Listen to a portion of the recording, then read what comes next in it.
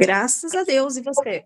Quanto tempo, Luana? E pior que nem é brincadeira, né? A gente trabalha junto, mas eu tô um dia sem ver vocês. Não, eu já tô ficando com saudade já. Ah, eu também tô com saudade já. Amanhã me aguarde, eu vou estar na viagem na estrada de volta, eu vou entrar várias vezes na chamada pra perturbar a vida de vocês. Tá ótimo. Ou vou voltar com o que me sobrou, né? Porque Minas Gerais dessa vez tirou o restinho de corpo do que eu tinha. Nossa Senhora. Vixe, Mari. Depois de 2 semanas trabalhando sem parar no final de semana, e uma viagem intensa como foi essa, não tá sobrando muita coisa hoje não. Mas é isso. Por falar em Minas, senhor Gisley, você também? Tudo jóia, Almir. Você Quando tá, que eu vou visitar as você suas tá terras? quase perto de Patinga. Quase perto de você. Eu passei perto Ai, das terras do Felipe na semana passada. Verdade, nem me avisou, hein? Pois é, cara. Desculpa. É a correria. Nem. Imagino. Na verdade, eu não vou nem falar que eu não lembrei. Eu lembrei de ti. Não pensei em te avisar porque eu tava na estrada.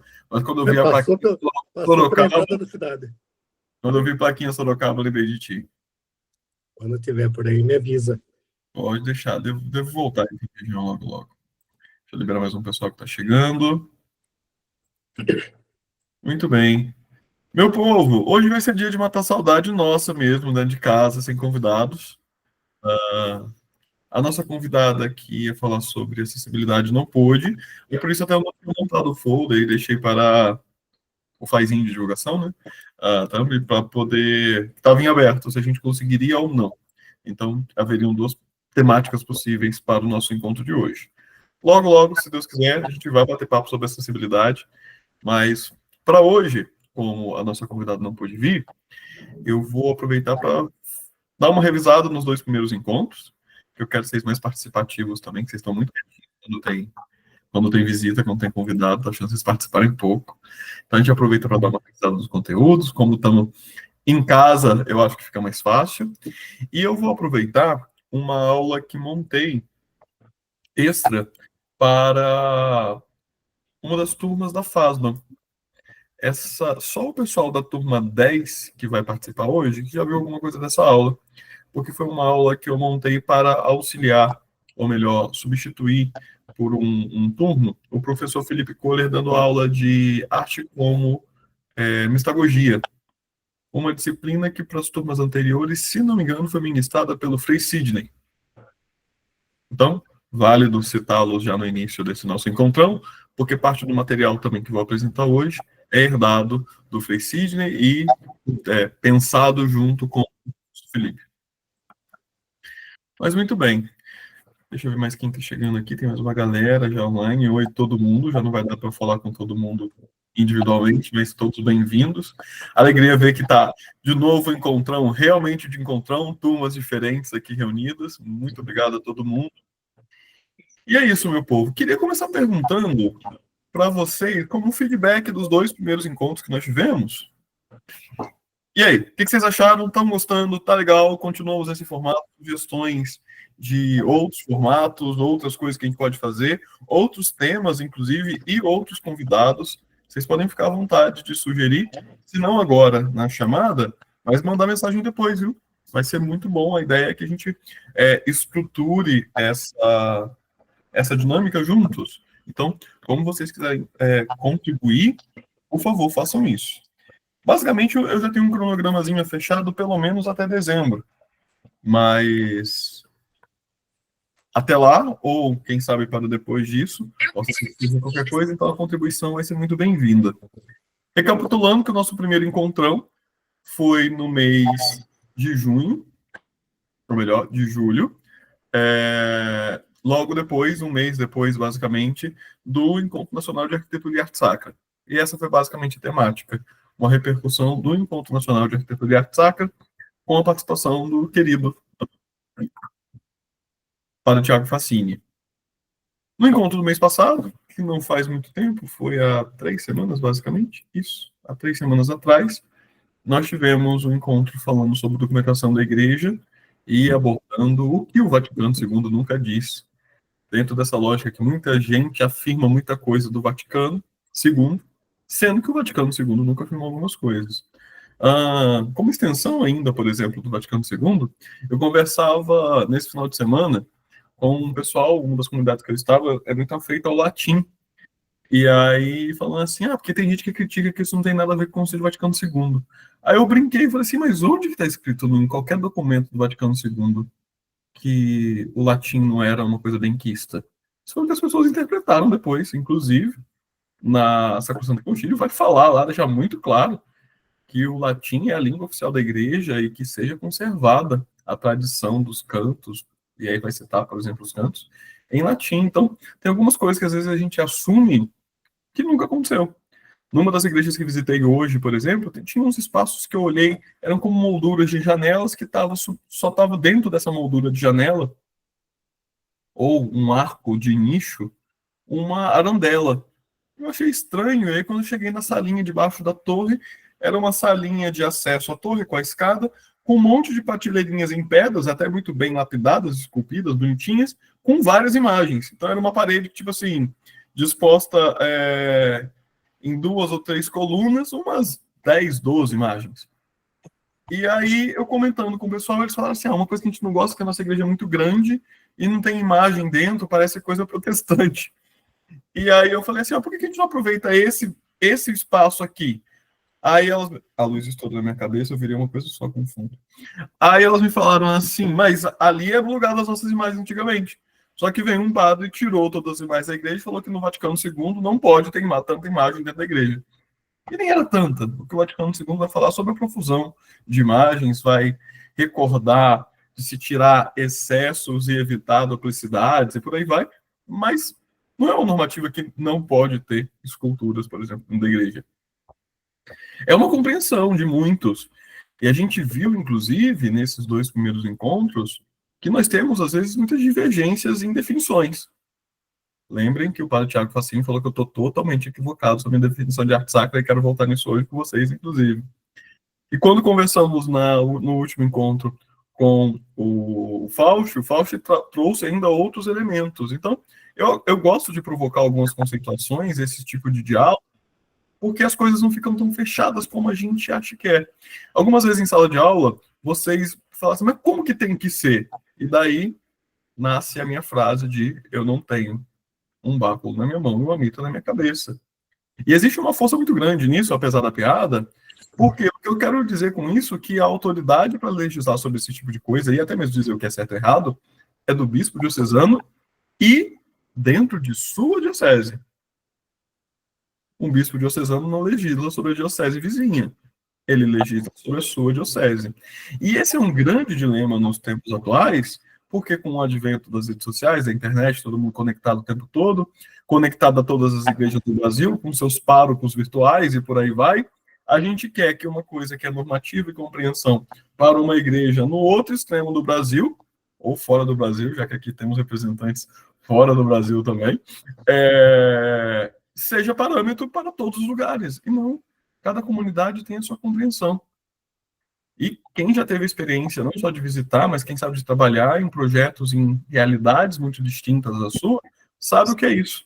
Eu me quebrei muito no sentido de entender que as coisas não eram como eu tinha pré-definido e de forma engessada inicialmente, quando eu comecei a viajar. E em cada canto do Brasil, uma cultura diferente, uma forma de celebrar própria daquela comunidade, uma compreensão eclesiológica própria daquela diocese ou paróquia, e aí a gente vai se tornando, é preciso se tornar um pouquinho mais flexível. A gente entende os conceitos, muitas vezes assume um conceito para a gente, mas é importante a gente se deixar moldar também pelas situações para melhor a gente conseguir moldar os nossos projetos. Essa vai ser sempre a minha linha de defesa. Felipe levantou a mão? Então, Almir, foi um ponto que eu comentei na aula passada sobre o confessionário. O que está acontecendo na minha região? Os padres estão tirando todas as casinhas. Falar, eu prefiro o atendimento no escritório paroquial. Uhum. E foi um ponto que eu questionei com o Fausto, que agora não estou lembrando o documento, mas eu citei 2 documentos na conversa. Uhum. E é isso que a gente vem conversando há um bom tempo. Eu acho que é o número 61 da Sacrosanto. E é curioso, por exemplo, sobre o confessionário, hoje eu também tive que lidar com ele. Num determinado momento, na paróquia, inclusive, onde estou hospedado hoje, eu demonstrei um incômodo, porque tem uma porta próxima ao presbitério, uma porta simetricamente disposta, uma de um lado, outra do outro. Imaginem portas laterais numa igreja, a mais próxima do presbitério. A da direita leva à Capela do Santíssimo. A da esquerda leva um hall que leva para o banheiro. Isso me gera muito incômodo, porque a sensação de que de um lado eu posso ir para o sacrário e do outro eu posso ir para o banheiro. Mas como assim? É estranho, não é confortável. Eu sugeri da gente fechar essa parede, ou melhor, essa porta que leva para o banheiro, fazer um acesso externo, na verdade, restaurar, reformar e melhorar o acesso externo, cobrir para que nos dias de chuva as pessoas possam usar o banheiro sem se molhar, como está chovendo aqui hoje. E nesse espaço fazer um espaço de confissão. Só que é curioso, porque em alguns lugares eu prefiro falar Capela da Reconciliação, outros espaços da confissão, outros eu falo confessionário. Às vezes quando eu falo Capela da Reconciliação, Capela da Penitência, a pessoa, mas o que é isso?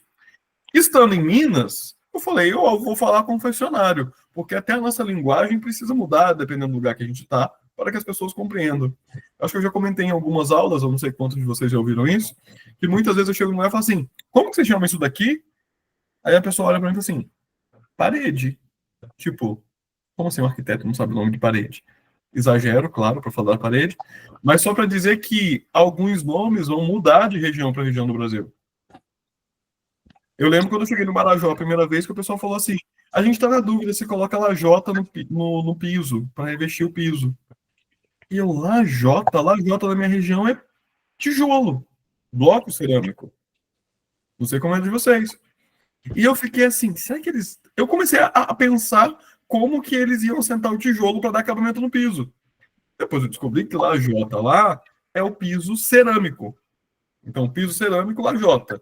O piso porcelanato, porcelanato. Granito, granito. E por aí vai. Então, veja, é o mesmo nome utilizado para duas coisas diferentes em regiões distintas. Então, quando eu falei, por que a gente não faz um confessionário ali? Aí uma senhora olhou, confessionário? Isso ainda usa? Aí eu achei curioso. Falei, usa. Ela, mas não deixou ainda aquela caixinha de madeira que ajoelha? Eu falei, pode ser assim, ou pode ser uma capela da reconciliação. Ela, tá. Eu falei, olha só, eu parti de um pressuposto, com toda a influência mineira, que eu usar o termo confessionário aqui, mesmo imaginando uma capela, porque eu sempre prefiro pensar o espaço de confissão para as duas possibilidades. Quem quer confessar ajoelhado, com uma estrutura de madeira dividindo o penitente do confessor, faça.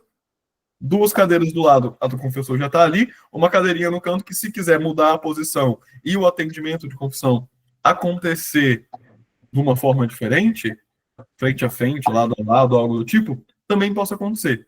Flexibilidade, para mim, é uma coisa importante quando a gente fala de arquitetura sacra. Porque eu estou falando aqui de definições diocesanas e cobrando essa definição aos bispos, aqueles que têm um báculo na mão e a mitra na cabeça. Contudo, muitas das vezes, na maioria das vezes, os nossos bispos acabam legislando sobre isso. E aí fica sob o entendimento de cada um dos padres. E dentro de uma mesma diocese, existem padres com posicionamentos muito diferentes nesses quesitos. Então, às vezes, a gente vai fazer um projeto para atender a compreensão, inclusive, de ministrar o sacramento de um padre, mas vai entrar outro depois e vai querer do outro jeito. O que a gente tem que fazer? Ser muito paciente, não criar confronto, penso eu, mas dizer assim, olha, o senhor quer tirar o confessionário, padre? Vamos tirar, mas vamos guardar ele num lugar que, se algum outro padre depois quiser, ele possa voltar com o confessionário para cá? Às vezes o padre vai dizer não, porque eu estou tomando essa decisão e a minha decisão agora é a comunidade tem que adotar isso para o resto da vida. Aí é jogo de cintura. E ser também um pouquinho caridoso para com, muitas vezes, as limitações de compreensão daqueles que nós estamos servindo diretamente. Eu concordo com todos os funcionários? Não. Mas também não entendo qual é o contexto, Felipe. Então, talvez, ouvindo algum argumento, eu falo assim, tá, ok, tá atrapalhando a circulação, vai facilitar para o corpo de bombeiro. A diocese padronizou que não se atende confissão mais em confessionários, por aí vai. Tem um museu diocesano? Tem nem que seja um almoxarifado, um galpão, um quartinho da bagunça, que a gente consiga guardar esse confessionário. Porque se a gente simplesmente desfaz, a gente comete o erro que cometeram muitos há pouco tempo atrás, de destruir as igrejas porque o Concílio Vaticano II mandou arrancar tudo que é barroco. Olha que absurdo. Sendo que o Concílio Vaticano II falou o contrário, que se preserve todo o patrimônio da igreja. Então, como um patrimônio da igreja, esse é um patrimônio digno de conservação, guarda então esse confessionário em algum lugar, põe no museu, cria um espaço memorial, faz qualquer coisa assim. Porque em algum momento alguém pode querer voltar com aquele confessionário. E aí? A quantidade de igrejas novas, que eu inclusive proponho uma capela da reconciliação, e os padres me dizem, não, a gente quer confessionário, como de sempre. Então tá bom. E o que eu penso é uma outra coisa, que a gente pode ainda estender essa questão da confissão. Pensar um modelo para além da prática de como sempre usou. Vale lembrar que quem instrui o uso de confessionários, inclusive sugerindo madeira, são Carlos Borromeu, para a igreja dele, que acabou virando um padrão para todas as igrejas a partir de Trento. Mas Carlos Borromeu foi um bispo corajoso que decidiu legislar sobre todo o espaço celebrativo em sua diocese. E o que ele definiu para a diocese dele ficou parâmetro para o mundo inteiro, inclusive para o novo mundo a ser descoberto, as Américas, naquele momento. Muito bem.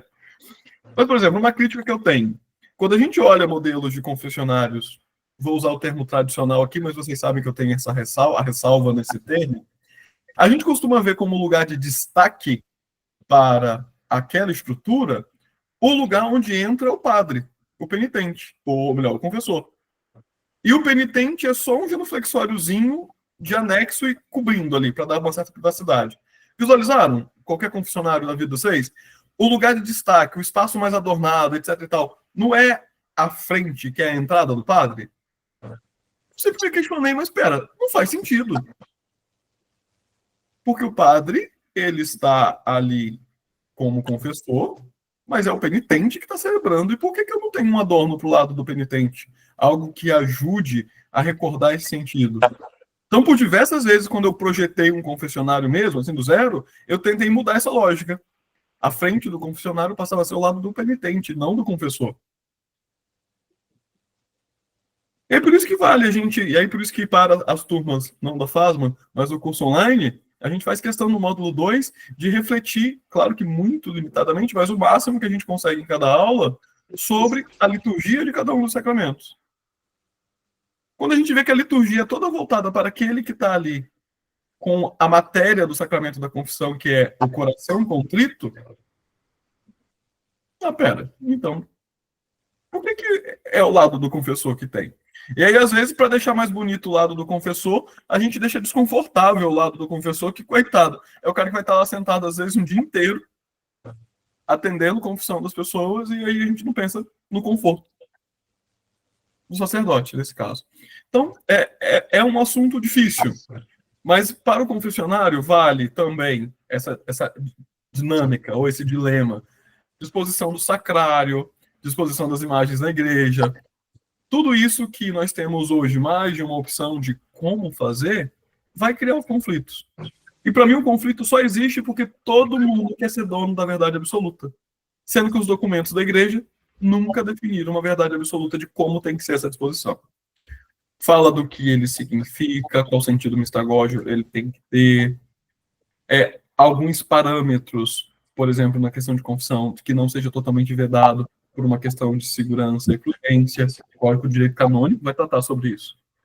Mas veja que é tudo muito aberto. Qual a estética que tem que usar, qual a configuração que tem que ser, qual a disposição que tem que ser feita. Os documentos não tratam disso, porque a igreja é sábia em não fechar esse assunto. Ela é sábia em reconhecer-se universal. Ela está em todos os cantos do mundo. Logo, para cada cultura, essa configuração pode ter uma situação diferente. E quando eu falo cultura, não pensemos em culturas de outros países, outras regiões do Brasil. Cada cultura é celebrativa, que pode ser diferente da sua paróquia para a paróquia vizinha, da sua capela para a sua capela, a capela vizinha da sua própria paróquia. Cada povo tem um costume. Ok? Contribuo, Felipe? Então, assim, é difícil, porque você não pode... Já teve vezes, em situações como essa, que eu falo assim, se eu pudesse, eu levava para minha casa e guardava. Um confessionário, uma perranha, uma balastrada de mesa de comunhão. Meu sonho, inclusive, é ter um depósito para eu poder salvar coisas de igreja que as pessoas jogariam fora, que eu fico, meu Deus, não, eu cuido para vocês. Eu assino, que é de vocês, eu só quero cuidar para não estragar, porque se alguém com juízo depois vier e quiser recuperar, tá guardado. Sim. Essa é a minha preocupação também. Essa é a questão. Muito bem. Alguma questão mais, pessoal? Muito obrigado, Felipe. Obrigado mesmo pela contribuição. Algo mais que ficou aí dos nossos últimos encontros que vocês gostariam de levantar, pessoal? Todo mundo que chegou depois aí também seriam muito, muito bem-vindos.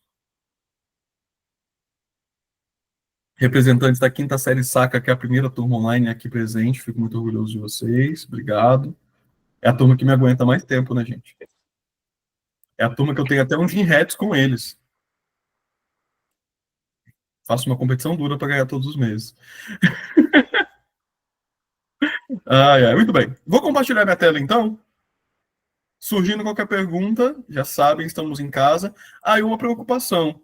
Eu não sei se vocês estão acanhados perguntando um pouco só pelos convidados, o que é até uma atitude de gentileza, porque a gente deixa o pessoal falar, se expressar, o que é legal. Ou se vocês estão acanhados porque vocês não estão só com a turminha das 6. Mas aqui é todo mundo irmão, viu? Então, por favor, fiquem muito à vontade, fica com vergonha dos coleguinhas das outras turmas, não. Aproveitando para citar, como vocês perguntaram, eu vou comentar, o Felipe é da turma 9. Turma 9 da FASMA.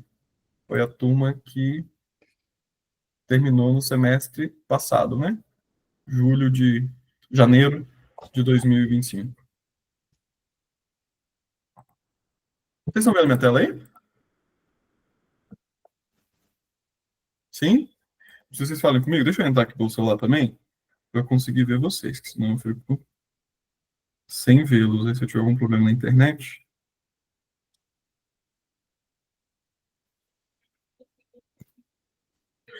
Quero começar recordando para quem é do curso online, uma definição que a gente traz lá na primeira aula do módulo 1. Às vezes, na FASMA, eu acabo comentando também alguma coisa sobre esse tema. O que é mistagogia mesmo? Se vocês não souberem, eu vou arrancar o certificado de vocês, hein? Eu ligo para o irmão Irineu, que o da FASMA não tem autoridade sozinho. O que é mistagogia? O que vocês lembram? Ou que vocês têm, inclusive, definição com outros professores, né? Em especial para o pessoal da FASMA. Lá no módulo 1, eu trago aquela definição conceitual, ou melhor, aquela recordação de quem era o mistagogo na cultura grega, né? O sacerdote responsável por conduzir a prática celebrativa. Mistagogia, então, é adentrar no mistério de forma sensível, com os nossos sentidos. Tudo comunica. O cheiro, a visão, o que a gente vê nesse caso, o que a gente toca, a sensação que chega até a nossa pele, o que a gente está ouvindo. Mistagogo era o sacerdote responsável por pegar na mão das crianças, assim, vamos imaginar nossa catequese, e não só falar como era na missa, mas acompanhar durante a Santa Missa. Ajudando a pessoa a se tornar sensível a cada uma daqueles gestos, símbolos, sinais como um todo, que estão ali se realizando. Entendendo que a liturgia é mestra e ela nos forma, ela nos conduz. A explicação pode vir de apoio, mas ela por si só já vai nos introduzindo nesse mistério. Agora uma pergunta importante, porque aqui eu estou tratando diretamente do tema, né, desse diálogo hoje, arte como mistagogia. E para vocês, o que é arte? Vou chegar em arte sacra depois, mas o que é arte na compreensão de vocês? O Fausto trouxe no último encontro uma definição interessante, muito ligada à compreensão contemporânea de arte, né? Prazer despretensioso. Vocês têm alguma outra definição para arte? Já ouviram alguma coisa? Eu confesso que eu gosto de uma que é mais antiga, inclusive muito ligada às Sagradas Escrituras e ao contexto do crescimento do cristianismo. A arte é aquilo que é bom e verdadeiro, ou melhor, O belo é aquilo que é bom e verdadeiro.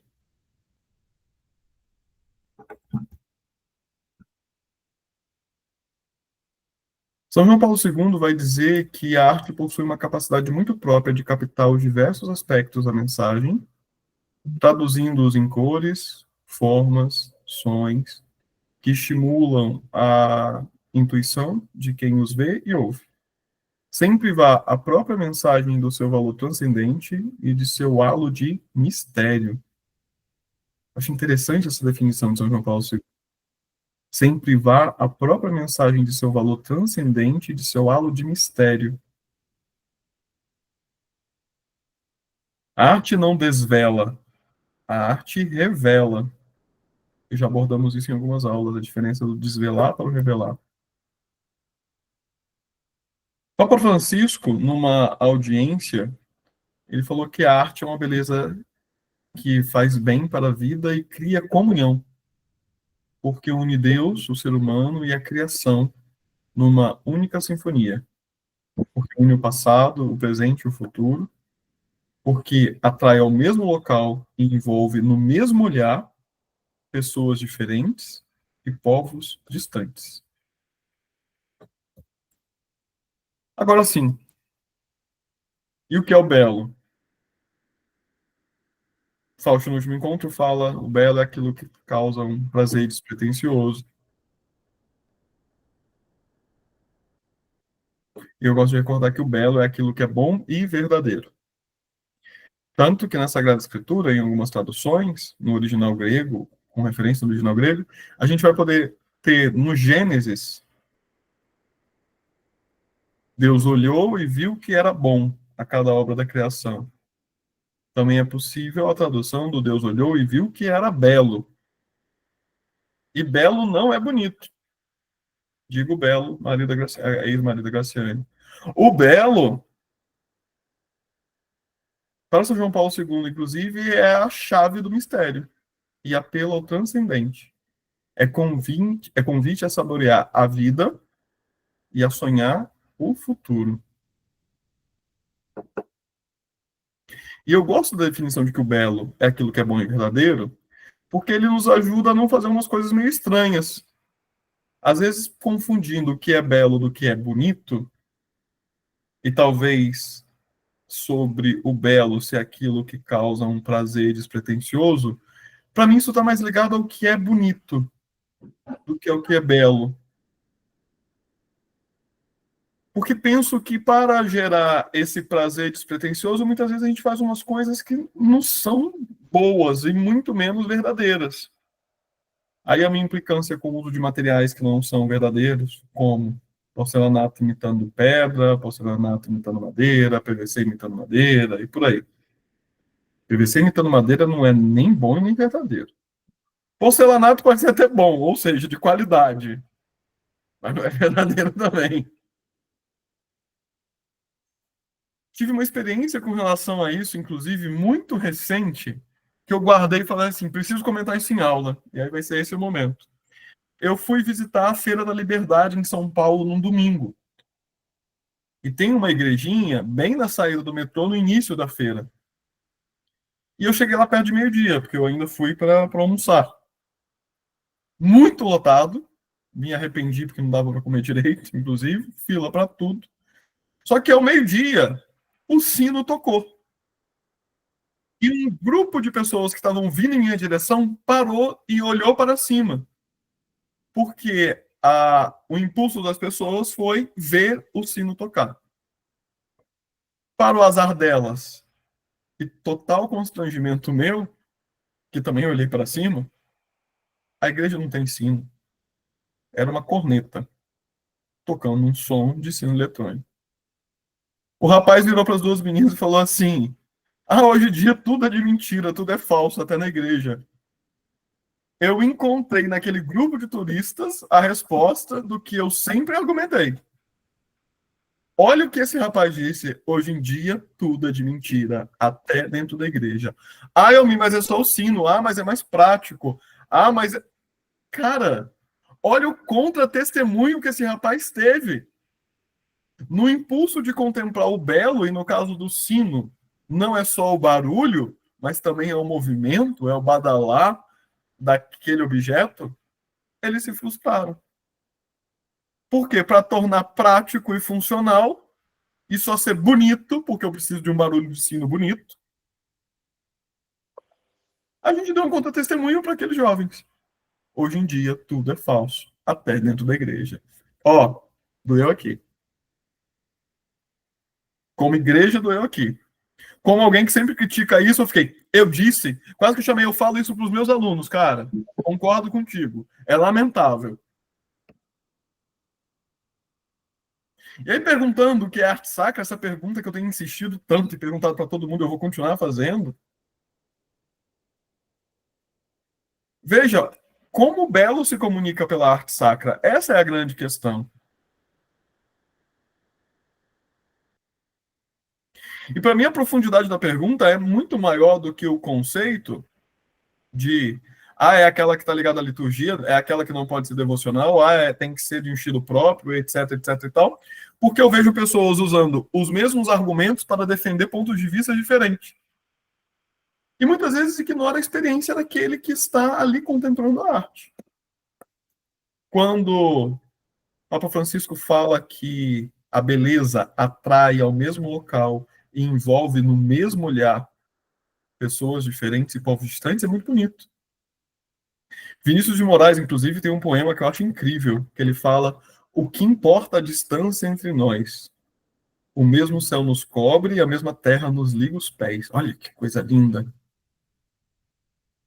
E a arte tem essa capacidade de envolver a pessoa, não só pelo céu que nos cobre e pela terra que nos liga os pés, mas olhando, contemplando um mesmo objeto. Uma mesma coisa. E nesse caso, por quantas vezes nós contemplamos um mesmo objeto, uma mesma coisa, que pessoas não só de lugares diferentes, de povos distantes, mas de épocas diferentes contemplaram. Aí a beleza, muitas vezes, daquele confessionário, que quer tirar porque se considera antiquado, mas quantas pessoas tiveram o seu pecado redimido ali, naquele confessionário? Por quanto tempo? Por tantos e tantos anos. Algum valor essa peça tem. Então ela não é simplesmente uma peça de descarte. Uma mobília que se usa por decoração ao gosto daquele que está conduzindo ou coordenando o espaço naquele momento. Matisse. E para essa aula eu preparei realmente algumas referências trouxe muitas referências dos papas e algumas referências de artistas que não são propriamente da produção de arte sacra. Apesar de Matisse, tem uma igreja produzida por ele. Convido vocês a darem uma pesquisada sobre ela depois e vocês me mandem off com as considerações de vocês. Mas ele vai dizer, inclusive, que toda arte que é digna deste nome já pode ser considerada religiosa.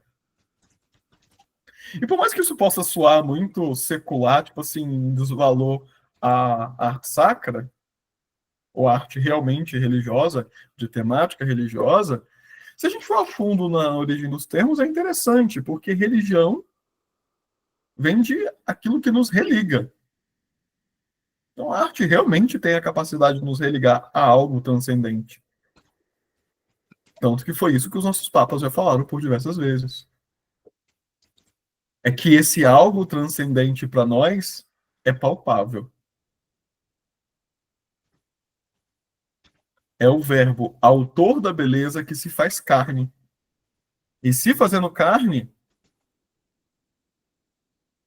deixa-se humilhar até nele não se encontrar beleza alguma. Vejam, o próprio autor da beleza foi rebaixado a um grau que não se encontrava nele beleza alguma. Os textos vão falar que não se comparava nem mesmo a um verme. Por isso, para muitos, a cruz é contradição, é escândalo. Mas para nós é sinal de salvação. Por isso a gente pode olhar para a imagem do crucificado e ver nele beleza. E hoje em dia ainda está na moda aquele crucificado que se vê beleza, aquele Cristo todo ensanguentado, tipo o filme do Mel Gibson, né? Umas 3 semanas atrás, um padre entrou em contato comigo, estava comprando um crucificado novo e me mandou uma foto. daquele Cristo todo chagado, não se via a pele, apenas sangue. Almir, o que você acha? Falei, olha, tá na moda. Mas eu acho que ele revela pouco. Ele quase que desvela a cena da crucificação. Não revela o mistério pascal.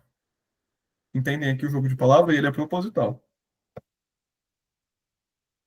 Bento XVI, em Sacramento Caritatis, e eu cito muito o Sacramento Caritatis, porque é em Sacramento Caritatis que o Papa Bento XVI vai fazer aquela orientação para a disposição do sacrário para os alunos de aula do curso online, com certeza já falei. Para os alunos da FASMA também, talvez já tenha citado alguma coisa nesse sentido. Ainda em Sacramento Caritatis, Bento XVI vai sugerir um itinerário mistagógico para a liturgia como um todo. Ele vai falar quais seriam os 3 passos, e são 3, para uma boa compreensão da mistagogia, da liturgia como um todo. E eu gosto muito de usá-lo como referência para o desenvolvimento de projetos. Arte e arquitetura. Ele vai dizer que o primeiro passo é a familiaridade com toda a história da salvação pelas Sagradas Escrituras. É, inclusive, dentro dessa referência, que o padre Tiago Fassini vai falar, olha, só é arte sacra se tiver referência nas Sagradas Escrituras, baseado diretamente na liturgia. Bento XVI vai dizer também que é preciso a educação para a sensibilidade dos sinais da liturgia. Vejam, a liturgia forma. Mas se a gente não é sensível àquilo que nós estamos celebrando, sentar, levantar, ajoelhar, levantar as mãos ou não, etc e tal, é só um gesto automático. Eu lembro que uma vez na faculdade, quando eu convidei um colega para poder ir na missa comigo, ele falou assim, ai, não aguento não, aquele vive morto da missa católica. Eu falei, como assim? Senta, levanta, a gente não entende nada, que hora tem que sentar, que hora tem que levantar. E aquilo me chocou, porque para mim sempre foi tão natural. Pera, a hora que eu estou ouvindo, eu estou sentado. A hora que eu estou fazendo algo, porque sim, a gente está fazendo algo, existe um movimento na liturgia que a gente está fazendo mesmo que parado no nosso lugar, eu estou de pé. Para mim era tranquilo. Em alguns momentos eu vou ajoelhar por conta da dignidade, da importância daquele momento. Porque naquele momento eu vejo o quanto Deus é grande e eu sou pequeno. É por isso que eu me ajoelho. Romano Guardini vai falar sobre isso na formação da Espírito da Liturgia e na formação litúrgica. Então, é preciso uma educação para os sinais da liturgia. E quando a gente fala da educação para os sinais da liturgia, é preciso também para nós que produzimos arquitetura e arte sacra, formar repertório para a gente começar a compreender o espaço, a ler o espaço. Veja, sem uma formação, eu vou chegar em Aquileia e vou ver um mosaico no chão de um galo enfrentando uma tartaruga e vou achar que é uma cena do quintal de algum sítio. Mas quando a gente conhece que para os primeiros cristãos o galo estava associado ao próprio Cristo, ou ao cristão, que desperta logo ao raiar do sol, que é Cristo, e que canta anunciando esse sol, que é Cristo, como nós somos chamados a anunciar, eu posso pensar, pera, esse galo não está aqui à toa. É quando eu lembro que a tartaruga, senhora do Tártaro, vive muitas vezes sob a terra. É um animal não muito luminoso, que não se expõe tanto ao sol e por aí vai. Ela pode estar ali como um símbolo, sinal de trevas. Logo, um galo enfrentando uma tartaruga é a luta da luz versus as trevas. A luta de um galo contra uma tartaruga é como a imagem de São Miguel Arcanjo pisando sobre o demônio. Mas como nós nos tornamos cada vez mais insensíveis, porque quando aqui eu falo sinais da liturgia, vale lembrar da aula sobre sinais e símbolo, que símbolo também é um sinal. Nós nos tornamos insensíveis aos símbolos, e Francisco vai falar disso diretamente em Desiderio Desiderave,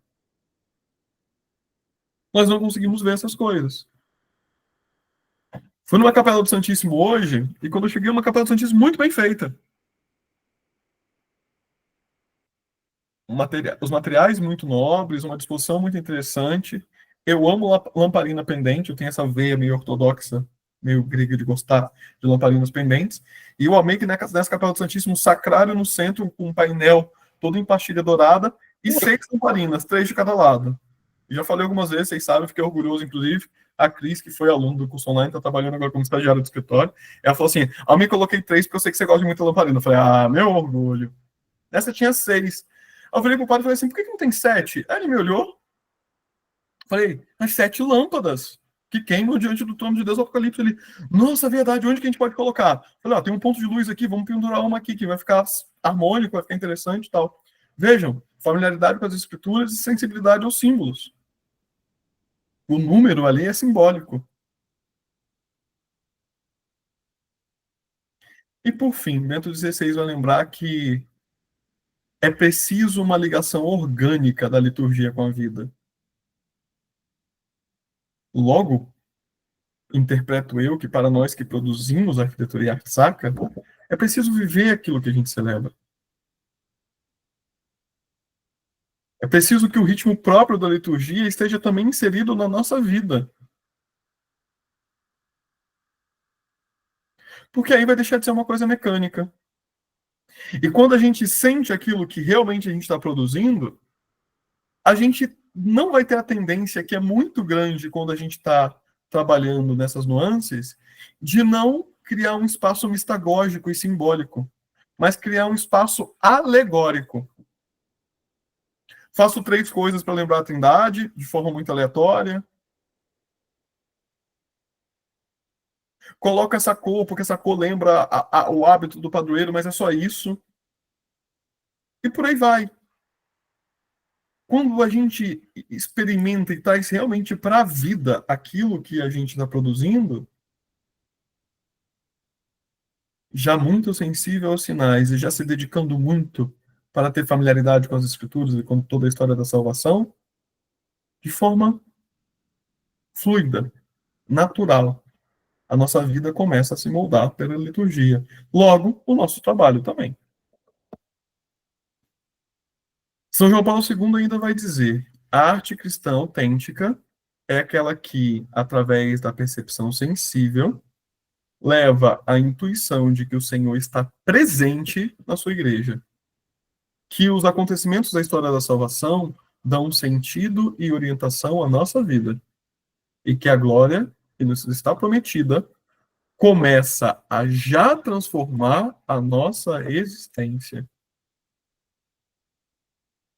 Algo muito importante para nós. A glória que um dia estaremos vivendo, nós já começamos a experimentar a cada liturgia. Por isso que quando a gente compreende isso e começa a experimentar isso, a gente entende que o céu da igreja não é o céu com nuvens azulzinho, porque a gente já rompeu esse céu, eu já estou na glória. Por isso essa glória é multiforme, multicor. E por isso, na tradição bizantina, esse céu não é representado com azul em nuvens. Esse céu é dourado. Dourado porque é a cor que reflete toda a luz que recebe. O ouro é um material nobre que reflete toda a luz que recebe. Enche de luz o espaço. Logo, ele é símbolo, por excelência, dessa glória a nós prometida. Trago aqui uma sequência de imagens que me mudou muito. Essa é a primeira base, a pintura fechadinha inicial, de um ícone que eu estava aprendendo a fazer. Esse é meu. Porque tem um motivo, inclusive para essa aula estar chegando aqui agora, e para eu não ter feito novas turmas. Eu estava querendo estudar um pouquinho mais. E confesso que, além da vontade de estudar um pouquinho mais, sentar do outro lado da cadeira, né, como aluno, como professor, eu gosto de ir revezando esses 2 sentidos. Eu comecei a ter, nos últimos tempos, uma necessidade muito grande de começar a colocar de novo a mão na massa. Falo isso em todos os lugares, repeti isso algumas vezes no final de semana. que na apresentação de projeto teve uma senhorinha que falou assim: dá para ver o quanto você é apaixonado por tudo que você falou. Você deve ser muito feliz. Eu falei: sou. Isso depois da missa de ontem, uma apresentação de manhã, 4 horas de estrada, 3 igrejas vistas, uma apresentação à noite, foi revigorante. Teve uma pessoa falando assim: você deve ser muito feliz.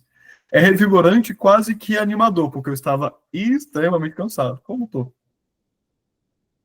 Então, eu estou estudando um pouquinho mais de arte, quero começar a tentar produzir algumas coisas pequenas, ícones pequenos e tudo mais, para realmente conseguir tirar essa necessidade das minhas mãos. Quando eu comecei trabalhando no escritório, que eu fazia maquetes para os projetos, eu conseguia colocar a mão na massa. E aí eu sempre falo que hoje eu sou muito feliz e realizado. Mas para ficar plenamente realizado, eu preciso começar a produzir manualmente alguma coisa. Eu estou dando aula, já estamos trabalhando nos projetos do escritório. Eu preciso botar a mão para fazer alguma coisa, porque sinto essa falta. E foi muito interessante quando eu comecei a aprender a fazer ícones, inclusive com um professor também do curso da FASMA, o professor Eduardo Morovo. Porque a técnica da têmpera, ela é completamente diferente da que eu sabia fazer. De cara eu associei têmpera à aquarela. Para quem faz aquarela, sabe que na aquarela a gente começa com os tons claros e vai escurecendo para dar acabamento e contorno para a arte. Na têmpera, na técnica de iconografia bizantina, é o contrário. Basicamente, você faz os tons mais sólidos e mais escuros primeiro, e você vem trazendo a imagem para a luz. Vejam nessa sequência agora, principalmente para a face, que você vai acrescentando camadas de luz até chegar aqui numa quase acabada, não é a versão final. E eu gosto de falar sobre isso no ícone, porque literalmente é o que a gente faz ao criar uma imagem de arte sacra. Revelar, trazer para a luz aquilo que é uma realidade invisível. Experimentada por nós, é a presença da Santíssima Virgem Maria em nosso meio. Como mãe intercessora, como sempre esteve, desde aquele dia em Nazaré até aquele dia em Pentecostes. Eu estou revelando, trazendo para a luz, tornando visível uma realidade invisível. Vejam como a técnica acaba nos moldando. E a técnica por si só é catequética. Algumas vezes eu indiquei que as pedras de alguns polos que projetamos fosse aquela pedra flameada. Conhecem essa técnica de acabamento? Flameada, que você passa um fogo nela, na pedra. E aí ela, inclusive, cria uma camada de impermeabilização que quase que derrete parte da pedra. Eu queria que fosse flameada porque tinha um sentido. Né? Eu lembro que a primeira foi uma igreja de São Lourenço. São Lourenço foi martirizado no fogo, numa grelha. E aí foi a única que eu consegui convencer o povo, porque eu falei assim como o nosso padroeiro foi martirizado no fogo, os nossos polos também são, para lembrar que, inclusive, nós somos provados no fogo. E a beleza do ouro, a pureza do ouro se demonstra depois que passa pelo fogo. Vejam, é a técnica que está falando, sendo catequética. Mas como é difícil para o nosso povo entender isso. Ai, mas vai dar trabalho, mas vai ficar caro. Às vezes nem é tão mais caro assim, mas não vale a pena. Vamos ser práticos. Vamos colocar uma corneta para tocar no lugar do sino e ouvir de quem não é da igreja que hoje tudo é falso, tudo é prático, tudo é banal. E aí a pedra que a gente encontra na igreja é a mesma pedra que a gente encontra no shopping, em qualquer lugar, no banheiro e por aí vai. Aqui eu vou retomar, para quem é do curso online, uma demonstração que a gente faz durante o curso. Para o pessoal da FASMA, acredito que eu não tenha apresentado nada com relação a isso. Mas antes, vale lembrar que para os cristãos, de forma geral, nos primeiros séculos, a arte ela seguia um cânone específico, regras específicas. A temática era sempre muito bem definida e não era romantizada. Por exemplo, com todo respeito ao padre Marcelo Rossi, ninguém ia criar uma imagem de Nossa Senhora que passa na frente. e nem esse título. É fazer uma virgem com o menino, que pronto, isso basta. Não existe romantização, inspiração individual e etc e tal. É uma temática bem definida, voltada às Sagradas Escrituras e ponto. Nas representações humanas, de forma geral, eu tenho uma disposição hierárquica. As representações de faces são sempre muito impassíveis. Não tem ninguém chorando desesperadamente como uma Virgem das Dores de Aleijadinho ou algo do tipo. Elimina-se profundidade e volume não por falta de técnica. E aí aqui é o que o Renascimento traz, olha como é interessante fazer a perspectiva e parecer uma foto. Aí é nessa de parecer alguma coisa, daqui a pouco a gente vai estar com o quê? Com uma tela de ar passando as nossas imagens na igreja. Elimina-se a profundidade e volume porque eu estou revelando uma verdade imaterial, invisível. Logo, profundidade e volume não são importantes. Os esquemas geométricos, por expressarem ordem diante do caos que já é o mundo, são muito valorizados. Elimina-se fontes de luz externa e a luz acaba sendo vindo do próprio quadro ou sempre de frente, trazer a luz, como eu trouxe nas imagens do ícone anterior. Não tem essa questão, por exemplo, próprio do barroco. O Greco vai usar muito um jogo de luz e sombra muito forte. Não tem. Aquelas imagens do menino Jesus nascendo e que a fonte da luz é o menino Jesus. Ué, o menino Jesus é um vagalume, gente. Como assim? Isso para a arte dos primeiros séculos era uma coisa impensável. Impensável não porque não se tinha técnica, simplesmente, mas porque conceitualmente isso não cabia na arte sendo representada. Evidencia-se o olhar e predomina-se a frontalidade. E para quem, o objetivo geral era que, para quem estava observando a imagem, a realidade visível transparece o invisível.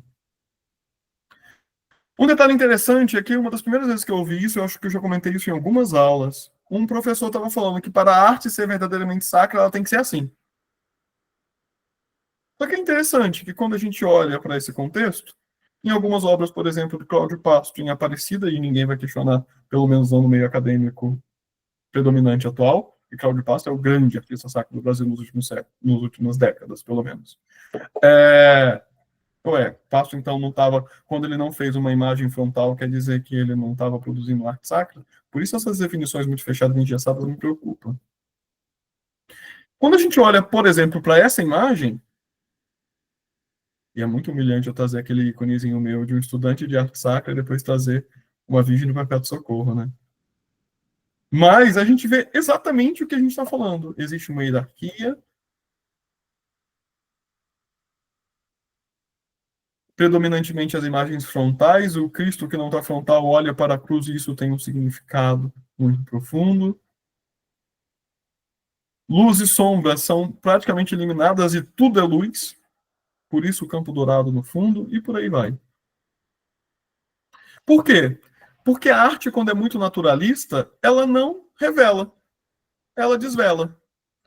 Aí aquela comparação do curso online que a gente faz, de, por exemplo, uma cena da Anunciação de Da Vinci, e não muito longe em disposição temporal, uma cena da Anunciação de Frangélico.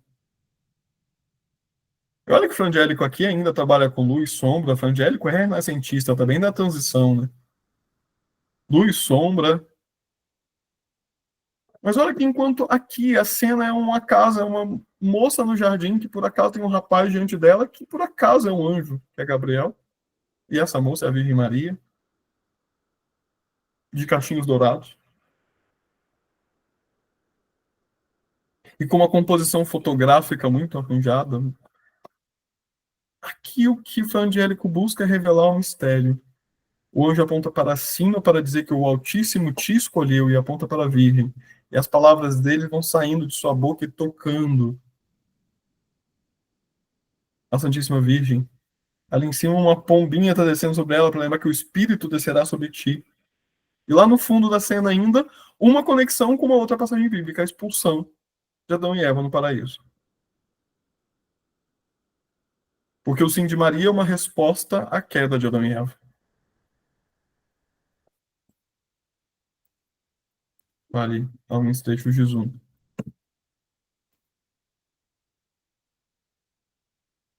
Enquanto em Da Vinci, parece que a cena é só o pretexto para ele pintar esse quadro, que poderia ser qualquer outra composição. O que importa são os Alpes lá no fundo, a precisão com que ele pinta essa asa, que parece que dá para apertar, de tão fofinha que ela é. A Virgem, que como assinatura de Da Vinci não tem sobrancelha. E é nitidamente uma mulher europeia. E um monte de gente com problema de enculturação hoje em dia. Que não faz sentido nenhum.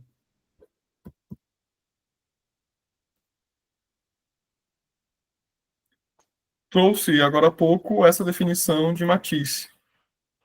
E é interessante que o próprio Matisse vai dizer que é preciso ver todas as coisas como quando éramos crianças. Por isso, inclusive, os desenhos de Matisse são quase, ou se não, emulações de um desenho infantil.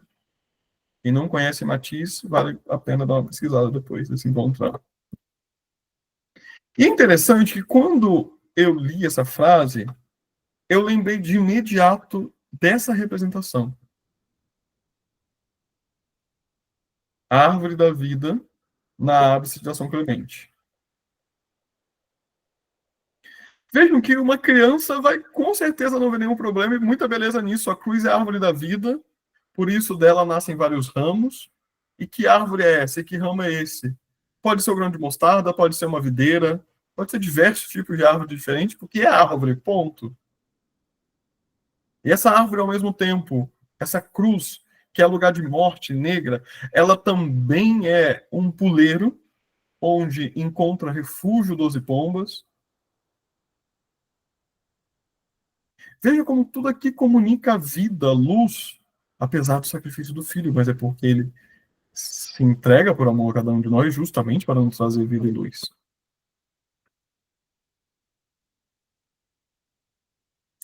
Na cruz de São Damião, nós temos o Cristo que não está morto, mas ao mesmo tempo o seu lado já está transpassado.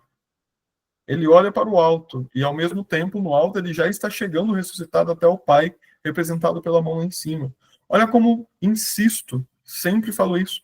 Na cruz de São Damião, para além da devoção a São Francisco de Assis, porque ela não é uma exclusividade da devoção franciscana, eu tenho aqui o mistério pascal sendo revelado em sua totalidade. Ele não para na Sexta-feira da Paixão. Trago aqui um outro artista agora, Kandinsky. E esse cara basicamente é o pai da abstração na arte. Ele vai dizer que a função da arte é expressar atos espirituais e que toda forma tem um conteúdo interior e que a forma é a expressão do conteúdo interior. Ele vai falar isso justamente para poder abstrair todas as formas e tornar tudo abstrato. A questão é que quando a gente fala de forma interior em arte sacra, eu estou dizendo da essência daquilo que é o mistério que está sendo celebrado naquela arte. Por isso a abstração também não nos cabe, porque o verbo se faz carne. Mas essa carne, numa imagem do crucificado, não literalmente precisa estar dilacerada. Eu sei que foi. Mas a arte revela um mistério muito maior do que aquele momento. Mas o barroco não chega nisso. O Renascimento inaugura uma nova compreensão de arte. O jogo de luz e sombra que é importante, o movimento que é importante, a representação dos músculos que é importante, o drama envolvendo aquela cena que é importante. Tudo é meio importante. Se chegar em segundo plano, Jesus nos salvou morrendo na cruz. Vejam que aqui eu só tenho drama e morte. Aqui eu tenho vida. E é a mesma cena.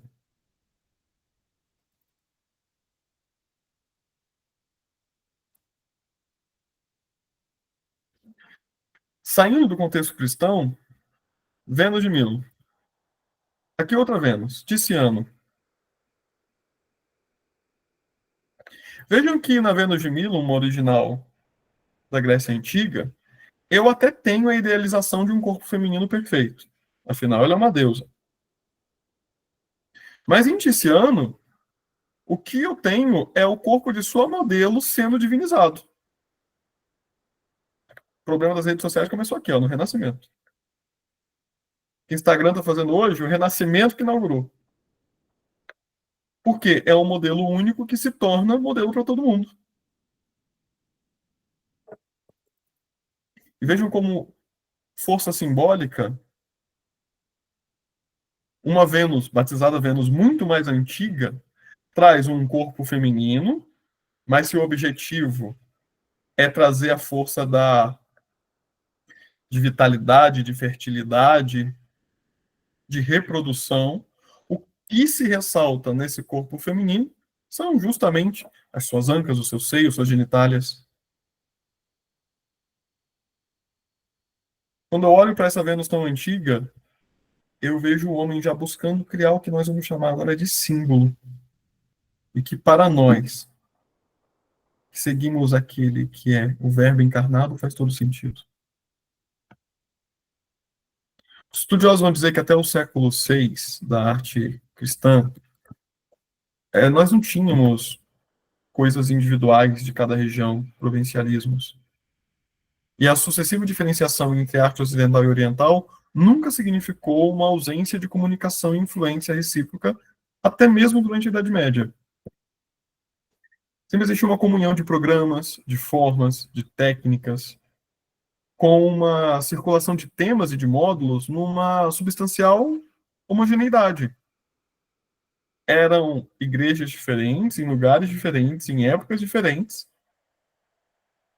mas numa única linguagem. A expressão figurativa era uníssona em praticamente todo o primeiro milênio e até mesmo no início do segundo. E qual era essa temática? Na ábside, ou seja, a parede de fundo do presbitério e composição do presbitério como um todo, os temas eram teofânicos, era a representação da liturgia celeste como imagem do que nós lemos no texto do Apocalipse, reforçava-se o que? A presença de Cristo na igreja. Esse era o programa iconográfico para esse lugar. Como, por exemplo, vemos nessa igreja, nessa ábside. No centro, um Cristo, Pantocrato, em volta dele, os seres viventes. Vejam o rostinho de um leão, de uma águia, de um touro, aliás, de um homem, de uma águia, de um touro e de um leão. Essa configuração de asas, quase como uma elipse, e que ao mesmo tempo ela está cheia de olhos, porque é isso que o texto vai dizer. Anjos estão servindo a essa liturgia celeste, e aqui é a imagem da Virgem, que é trono do menino, e toda a igreja que a acompanha. De novo, a imagem do Pantocrato com os tetramorfos, à esquerda. À direita, Pantocrato no centro, um cordeiro vitorioso lá em cima. Na iconografia de fachada e porta, a mesma representação do presbitério, da ábside. Temas teofânicos, liturgia celeste, presença de Cristo na igreja. Nós adquirimos o costume de representar os padroeiros muitas vezes nas fachadas. Mas vale lembrar que, por mais que a gente brinque a casa do padroeiro, a devoção ao padroeiro, mas Cristo é o centro da igreja. Como que nós podemos levar do padroeiro até Cristo? Essa é uma boa indagação que a gente pode fazer. Ou vamos compreender que a imagem do padroeiro nada mais é do que a imagem do corpo glorificado de Cristo. Aí é preciso uma catequese forte. para que possamos verdadeiramente não sermos chamados de idólatras. No batistério, no ambão, no arco transepto, também temas teofânicos, também a liturgia celeste, também a presença de Cristo na igreja, mas muitas vezes uma temática mais narrativa, de informação, ou até mesmo de catequese de correção. Então, por exemplo, nessas composições de arco transepto, aqui a imagem do Quirô, com as pombas em volta dele, lembrando o colégio apostólico. À direita, uma cena do Gênesis, o pecado, a queda, uma catequese de correção, de lembrar, olha, nós pecamos, precisamos nos voltar para o Senhor. Olha que lindo esse mosaico. Uma mesa com prefiguração da Eucaristia. De um lado, oferece a primícia de seu rebanho Abel, e do outro, Melquisedeque, pão e vinho. Não é isso que nós rezamos a cada oração eucarística primeiro? Receba como oferta de Abel, sacrifício de Abraão e os dons de Melquisedeque. No texto reformulado não é exatamente assim, mas eu ainda não decorei como no texto reformulado. Entra um adjetivo a cada um dos nomes sentados. Se não me engano, a oferta do justo Abel, o sacrifício do nosso patriarca Abraão e os dons do sumo sacerdote Melquisedeque. Não tenho certeza.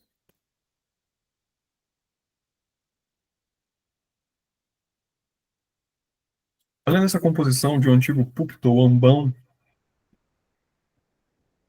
a imagem dos tetramorfos. Olha o anjo, o leão, o touro e a águia aqui apoiando o lugar onde se colocavam os livros.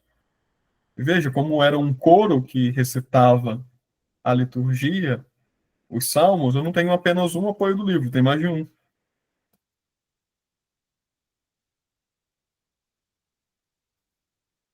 Olha nessa estrutura, ao lado de um arco transepto, os 3 anjos que visitam Abraão, Abraão servindo o cordeiro e Sara dentro da tenda. E já aqui do lado, o mesmo Abraão oferecendo em sacrifício o seu próprio filho. No espaço da Assembleia, aí a temática vai variar um pouco mais. A gente vai ter uma temática narrativa, de informação operenética. A gente vai ter a história da salvação sendo narrada, o momento da vida do Senhor ou os milagres e a vida dos santos e mártires. Aí aqui sim, o padroeiro era, por assim dizer, ilustrado.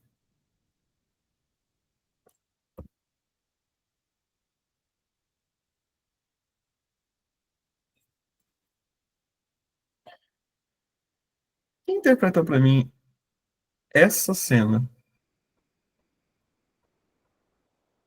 Eu tenho um relevo.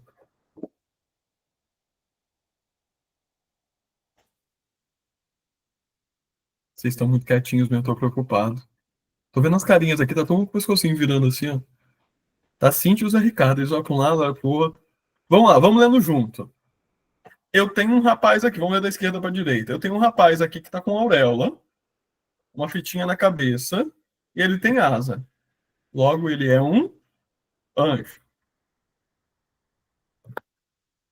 Esse anjo tá apontando para cima e apontando para baixo, tocando a mão de uma pessoa que tá ali. Ué, mas essa pessoa tá deitada.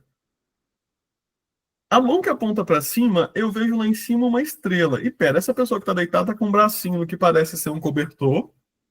E são 3 deitados numa mesma cama, de conchinha.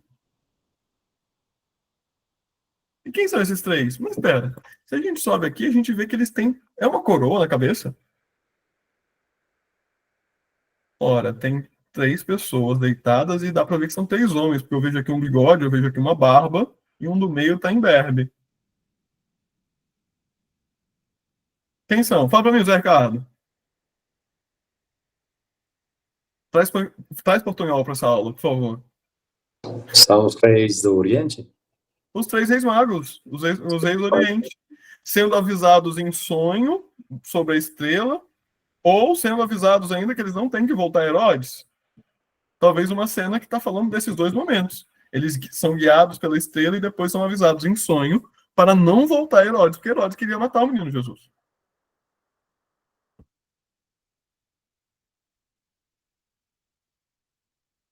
Sendo no banquete com Cristo ali, ó, inclusive, não sei se tem uma ligação direta com a própria evangelho de ontem.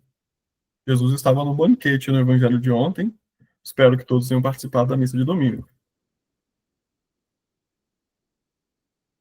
Olha essa cena de Josué parando o sol.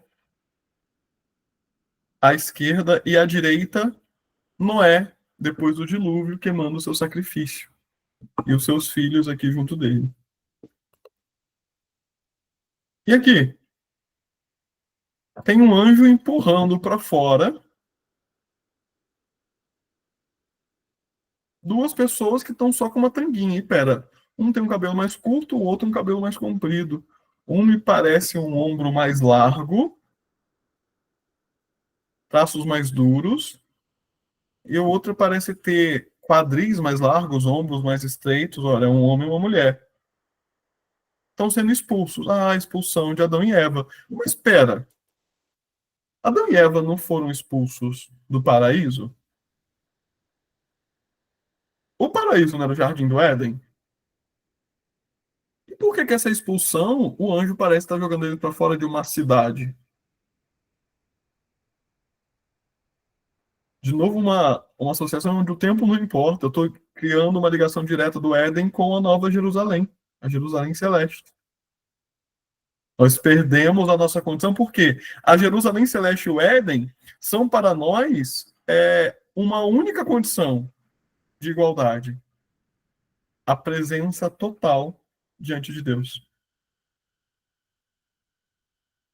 Logo aqui, não importa se é um jardim ou uma cidade. O homem e a mulher estão sendo expulsos pelo seu pecado, da amizade para com Deus, da convivência junto de Deus. Viu como isso é bonito? Como é simbólico. E aqui é simbólico com S maiúsculo. Porque não existe uma alegoria, não existe uma invenção. Existe uma compreensão da Sagrada Escritura como um todo. Nessa imagem estão conectados o Gênesis e o Apocalipse. Para falar exclusivamente da nossa condição.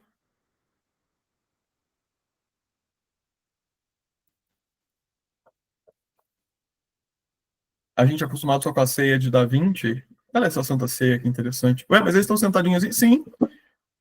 Muito provavelmente a ceia foi muito mais próxima dessa disposição, de sentados quase que deitados numa mesa muito baixinha, do que como a gente imagina sentado numa cadeira. Isso é uma invenção muito posterior.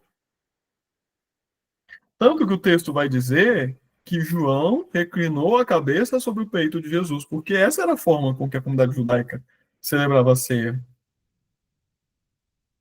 Por isso fica mais fácil de João estar ali, ó, reclinando a cabeça. Pense em que momento você sentiu o bater do coração de Nosso Senhor pertinho do seu rosto. Ah, João, tem uma invejinha de você. Fora que ficou com Nossa Senhora depois. Como eu queria.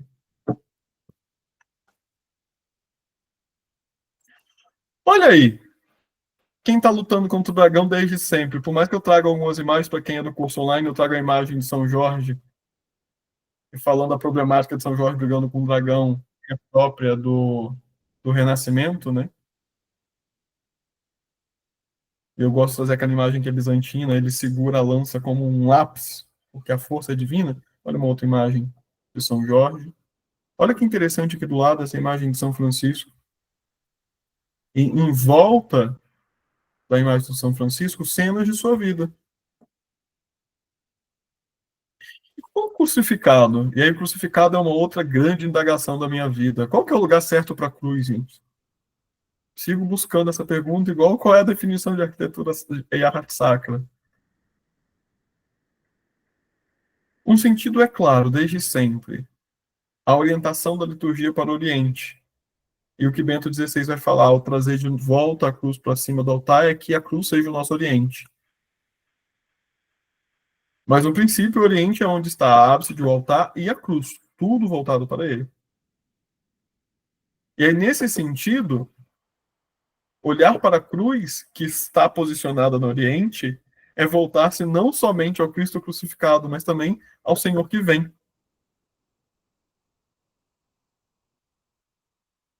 Porque quando ela está voltada para o Oriente, e nós nos voltamos para ela e para o Oriente, a orientação vai ter como sublinhada o sentido escatológico. Eu não paro na Sexta-feira da Paixão. Eu estou falando também da parousia. Paro, paixão e parousia. Chega a ser poético. E para a gente não achar que esse tipo de cruz é só São Damião, olha esse crucificado que lindo. Como ele é expressivo, como ele olha diretamente para quem está contemplando essa imagem. E em volta da cena do crucificado, o beijo de Judas, a descida da cruz, o sepultamento, a descida à mansão dos mortos, o encontro do túmulo vazio. Essa daqui eu acho ótima. Que cena é essa? Jesus está de gorrinho, uma bolsinha e um cajado. Pode ser o discípulo de Emaús. Emaús, porque são dois homens que estão ali com ele. Mas é engraçado ver como Jesus está sendo representado como um peregrino. E é um peregrino francês, né? Porque ele está com aquele gorrinho que é próprio da França. E para dizer que ele era peregrino, ele está ali com a cabeça coberta, com a sua bolsinha tiracolo e com um cajado. É interessante que ele está quase que camuflado como peregrino. É por isso que os discípulos não o reconhecem. Os discípulos também estão voltando para casa, mas eles nem estão levando nada.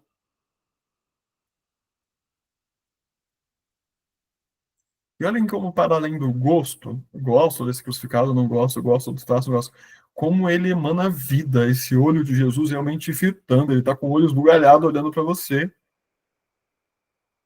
E querendo te dizer assim, foi por você. Volta para mim. É aqui que eu te quero, junto comigo. Vou também recordar aqui o momento das nossas aulas online, que é retirado daquele livro A Arte como Expressão da Vida Litúrgica. Um paralelo entre a tenda construída por Moisés, o véu rasgado no templo, e os 3 capítulos fundamentais da carta aos Hebreus. É interessante que quando a gente olha para uma disposição de igreja como um todo, é muito nítido que a gente consegue ver isso. O que eu tenho aqui? Um espaço de assembleia, nessa igreja um deambulatório laterais após as colunas, e lá no fundo um arco transepto, um arco pleno, sobre colunas, e uma ábside que se desenvolve a partir dele. Aqui é uma outra linguagem. Aqui eu estou falando do basilical. Vocês recordam dos estilos arquitetônicos? Basilical. Aqui, barroco. Para homenagear onde eu estou nesse momento, Minas Gerais. Mas vejam que, apesar de uma outra época, séculos depois, outro lado do mundo, eu de novo tenho um espaço de nave, assembleia. Aqui não tem um deambulatório, mas de novo eu tenho um arco transepto e no fundo uma parede de ábside que se desenrola a partir do arco transepto. Muito bem. Digamos que esse círculo vermelho é a morada de Deus. Vale lembrar que o vermelho também é símbolo do divino. E quando o homem olha para Deus, ou quer chegar até Deus, o que ele tem é um véu que nos divide. Esse véu, interpretado como abóboda, e essa abóboda representada como esse céuzinho azul de nuvens que a gente vê nos nossos dias. Em São Paulo eu já não vejo mais céu com azul de nuvens, né? É céu cinza mesmo. Quando aparece nuvem é porque o tempo está bem mais fechado. Quase sempre cinza. E o homem não pode chegar até Deus, porque algo os separa. Aquela expulsão pelo pecado aconteceu. Só que Moisés é orientado a construir um santuário aos moldes da morada de Deus, que é reflexo da morada de Deus. Só que esse santuário é limitado. Ele chega até esse véu.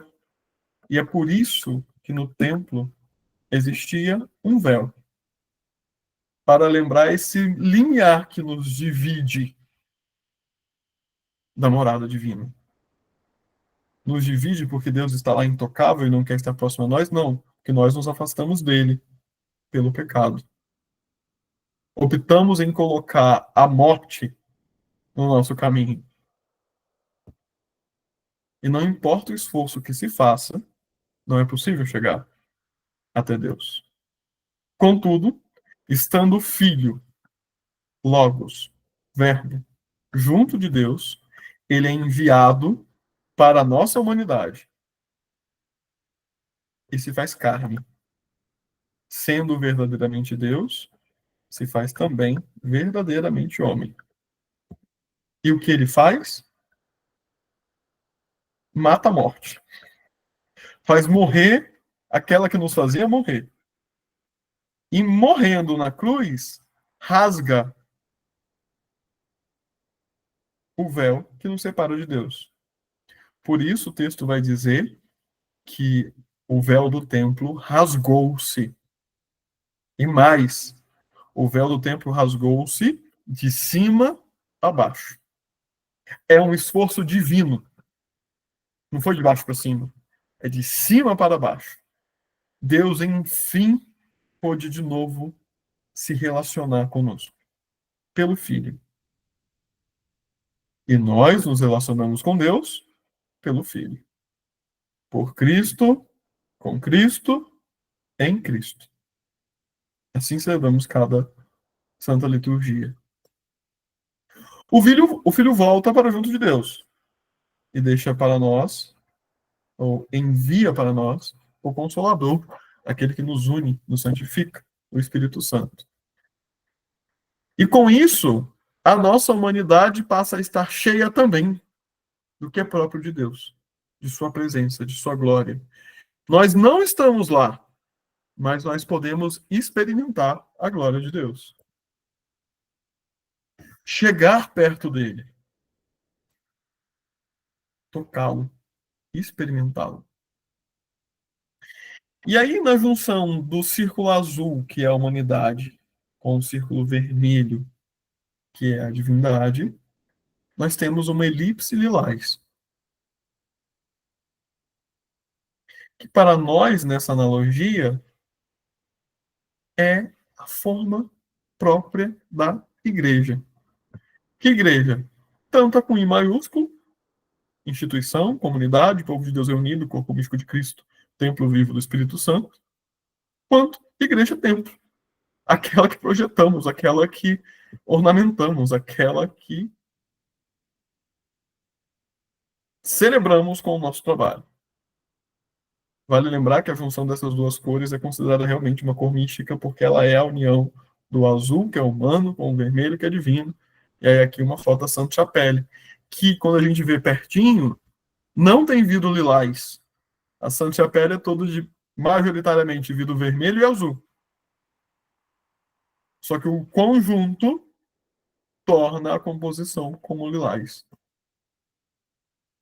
E aí, essa forma de ser igreja para nós é a planta da igreja mesmo. Que pode ser, por exemplo, uma planta desenhada desse jeito. Ou desse jeito. Ou desse jeito. Não importa.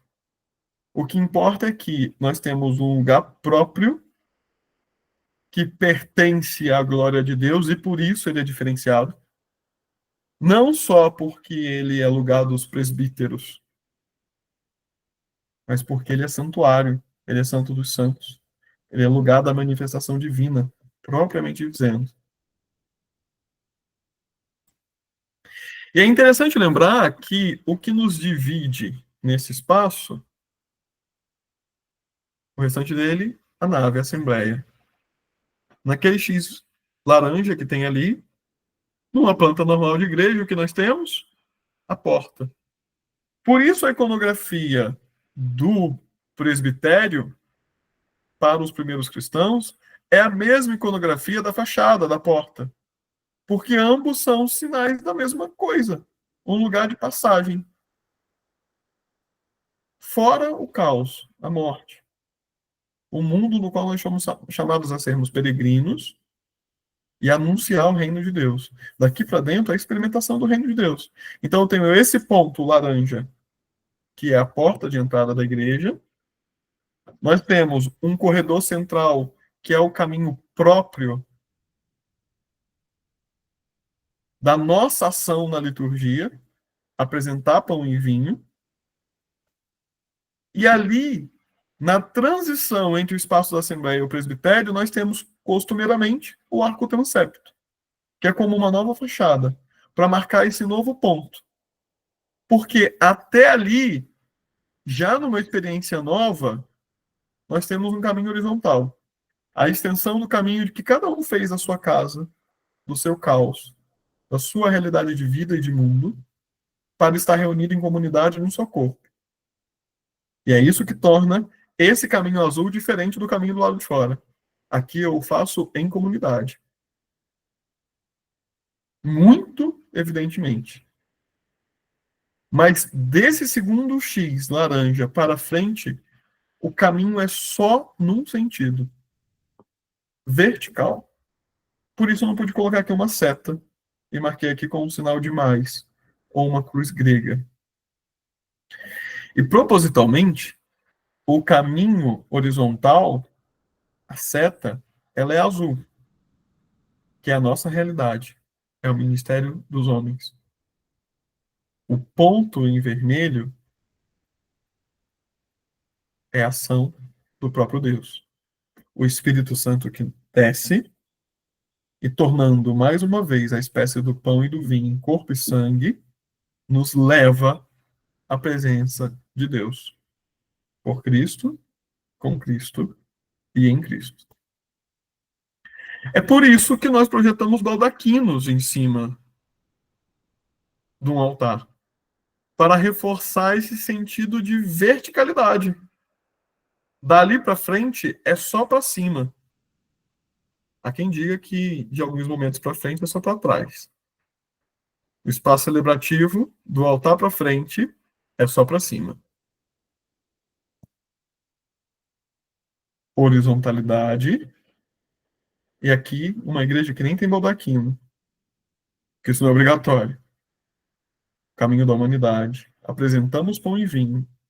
Dali para frente, a ação do Divino Espírito Santo, que desce, por isso uma seta voltada para baixo, e por Cristo, com Cristo, em Cristo, nos leva ao Pai.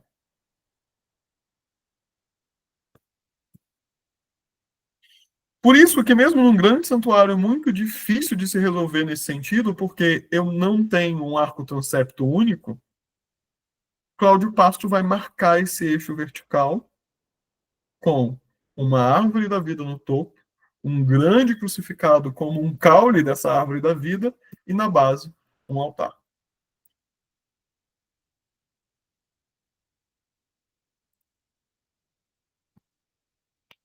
E aí, meu povo? Vocês estão acordados? Estou preocupado, estava vendo quase mais ninguém.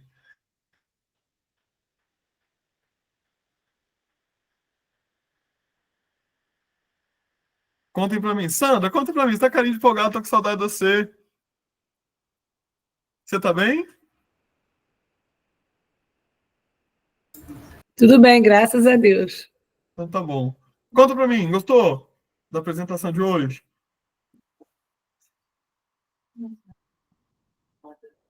Sandra? Oi. Oi. Gostou? Gostei. Ah, tá, entendi, doutor, não estava me ouvindo. Gostei, muito bom. Esse final agora, ótimo essa explicação sua, muito bom. Porque a gente avisou algumas coisinhas do conteúdo do curso online, né? Uhum. De igreja trouxe algumas coisas diferentes para poder conectar com arte e mistagogia. E eu estou falando de arte aqui com o meu mestre em arte e em mistagogia, que chegou agora há pouco. Seu Gustavo, você tá bem, meu amigo? Graças a Deus. Peguei o finalzinho só. Mas você falou algo que é uma sensação da própria celebração, essa ascensional, né? Essa a gente se dirige a Deus, mas é Ele quem quer e se abaixa para nós, né? E a gente tenta realmente tocá-lo através das formas da arte, da arquitetura. Isso é muito lindo, né? Isso é nossa, é emocionante. Muito obrigado. É uma boa recordação. Fico feliz, meu cara. Estou feliz que você está por aqui. Pessoal, aproveitando que a gente tem um tempinho ainda, não devemos ir até às 10, mas quero comentar com vocês o último projeto que eu divulguei. Eu estava até na intenção de apresentá-lo, mas eu lembrei que a gente ainda não está fazendo a apresentação porque eu estou esperando a formalização da Comissão de Arquitetura e Arte Sacra da Diocese de Mariana para poder depois fazer as divulgações. E como amanhã essa nosso encontrão já vai estar disponível no YouTube, eu não posso dar um furo em divulgar lá, mas eu só quero contar o que fiz nesse último projeto. Ele está muito fresquinho na minha cabeça, então tá fácil de eu partilhar ele com vocês, e que eu acho que ele vem bem ao encontro do que a gente está conversando hoje. Vocês se lembram que lá nas aulas para o pessoal da FASBA, no módulo 2, Fundamentação Teológica, para o pessoal do curso online, quando a gente fala de documentos da igreja, quando a gente faz o exercício final, a atividade final dos dois módulos.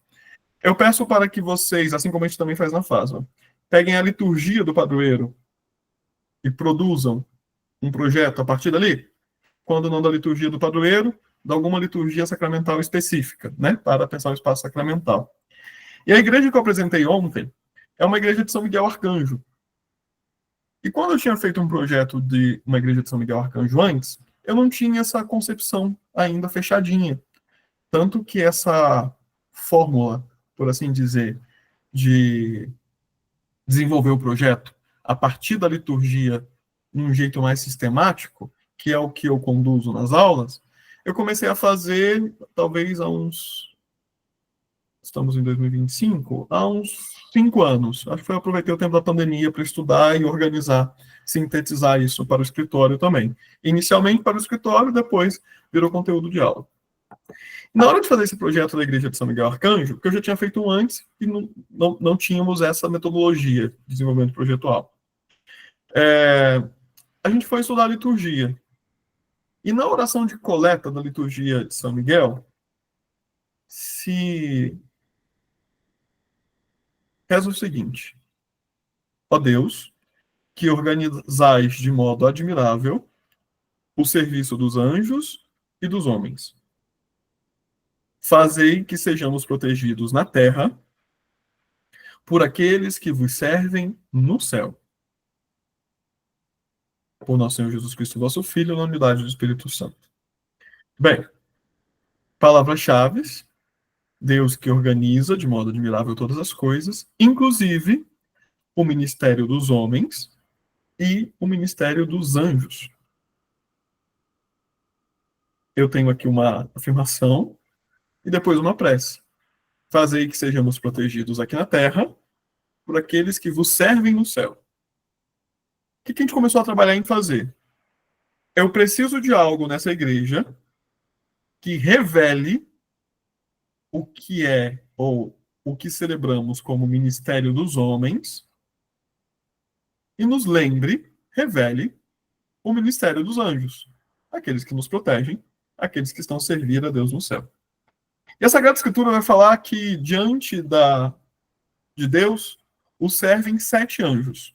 E aí a gente começou a guardar esse número. Precisamos de algo que revele o ministério dos homens, precisamos representar os anjos nessa contribuição e precisam ser 7 anjos. E vale lembrar que quando celebramos São Miguel, a liturgia de São Miguel não é sozinha, não é só São Miguel. É São Miguel, Gabriel e Rafael. E é interessante que nenhuma das orações cita nenhum dos 3 nomes. Vai falar da relação dos homens com os anjos. E aí a gente começou então a desenvolver o projeto. Decidimos que nessa igreja não ia caber, porque hoje o piso dela é até bom. A gente refez o piso, mas o piso é aquela coisa tipo, vamos fazer no final, se vocês quiserem. Então eu não podia usar iconografia, um desenho, uma arte no piso, que seria para mim um lugar favorável de recordar onde está o ministério dos homens. esse caminho horizontal, a seta azul das últimos slides que apresentei. Então a gente decidiu fazer o barrado da igreja, que hoje é revestido de um porcelanato, vai sair o porcelanato e vai entrar um mosaico. E eu repito algumas vezes na aula que o que nós fazemos é um caminho horizontal de aproximação e tudo que nós podemos fazer é apresentar uma oferta. E qual é a oferta da Eucaristia? Pão e vinho. Então, o barrado da igreja vai ser todo desenhado com ramos de trigo e de uva. Só que como na Eucaristia nós oferecemos tudo que temos e somos, e a gente estava numa cidade que se orgulha em ter eleito algumas vezes o melhor café, não lembro se do estado de Minas Gerais ou do Brasil. Entre esses desenhos estilizados de trigo e uva, nós temos também aquilo, aí eu falei assim, o povo começou já a chorar na apresentação. Aquilo que lembra todo o nosso trabalho, tudo que somos como comunidade nessa terra, que é um outro fruto que não é o trigo e a uva, o café. Café. Então, de forma muito sutil, o café, junto com os dons da Eucaristia, para lembrar o trabalho daquele povo, que é com café que eles sustentam aquela igreja. E aí, pronto, resolvido. Revelado o mistério dos homens. E agora dos anjos. Muito bem, começamos pelo presbitério. A oração sobre as oferendas, inclusive, vai repetir uma coisa, um texto, que já está na oração eucarística primeira. Fazer com que, levadas pelas mãos do seu santo anjo, a oferta do pão e do vinho. Então a gente decidiu, e aí eu fiz um desenho, inclusive, inspirado naquele desenho do anjo, de Cláudio Pastro, na Capela São José, em Aparecida. Só que ele é horizontal e eu peguei aquele desenho e coloquei ele mais na vertical. De um lado, um anjo descendo em direção ao barrado, que tem trigo e uva, e do outro lado, um anjo subindo, levando numa mão o cálice e na outra mão o pão. Pessoal da FASMA, quando eu peço para vocês alguma coisa de cunho popular, toda a liturgia está empregada, mas é nessa hora que eu ganho o povo para não esquecer. Gente, lembra da musiquinha do Padre Marcelo Rossi? Tem. Anjos voando nesse lugar. Não sei se a igreja subiu ou se o céu desceu. Pronto, um anjo descendo e o outro subindo. Ali eu já tinha ganhado o povo. E aí eu começo a ser mais apelativo. Vamos voltar. Itinerário mistagógico indicado por Bento XVI, familiaridade com a Sagrada Escritura. Precisava de 7. Já tenho 2 anjos. E em cima da porta... um detalhe. O anjo que desce está do lado da sacristia. Na parede lateral do presbitério, do lado da sacristia. Então, a parede que divide o presbitério da sacristia. O anjo que sobe do lado da Capela do Santíssimo, para reforçar o serviço, o sentido do serviço da sacristia, que é preparar a liturgia para que o anjo desça. E na Capela do Santíssimo nós guardamos, reservamos a Eucaristia, o pão e o vinho já levado pela mão dos anjos. Em cima da porta da Capela do Santíssimo, uma medalha com um desenho específico, a igreja já tinha. Estou reforçando alguns elementos aqui só para vocês ficar muito claro que o que eu peço como atividade é o que a gente faz no escritório, tá? Eu insisto porque eu sei que dá para fazer e porque dá para fazer um projeto bom, assim. As pessoas se convencem disso. Peguei a forma que já tinha da própria igreja, que era um desenho de cruz, e transformei ele numa medalha, como uma cruz grega. Em cima da Capela do Santíssimo, aquele anjo do Gênesis, que guarda a árvore da vida. A gente viu em algumas cenas o anjo expulsando, né? Mas logo depois, Deus pede para que um anjo, com uma espada de fogo, guarde a árvore da vida, para que o homem e a mulher não comam daquele fruto, não porque Deus queria que eles não vivessem para sempre, mas é porque Deus não queria que eles vivessem para sempre em situação de pecado. Logo, colocar aquele anjo guardando a Capela do Santíssimo é para lembrar que é a Eucaristia para nós, o grande fruto da árvore da vida. E do lado contrário da sacristia, de um lado eu já tenho o Gênesis. Aquele anjo com um turíbulo que joga brasa sobre o mundo para fazer nova todas as coisas do Apocalipse. O que fica muito intuitivo, porque o lado da sacristia é o lado que sai os coroinhas com turíbulo. Aí os coroinhas já estavam felizes. Pronto, já ganhei os coroinhas também. Precisava de 7 anjos, já tenho 4. Um que desce, um que sobe, o anjo do Gênesis guardando a árvore da vida, o anjo do Apocalipse com o turíbulo. Bem, São Miguel não é celebrado sozinho. Miguel, Gabriel e Rafael. Do lado da rua, eu coloquei mais uma medalha com a imagem de Rafael, aquele que nos acompanha pelo caminho, assim como acompanhou Tobias.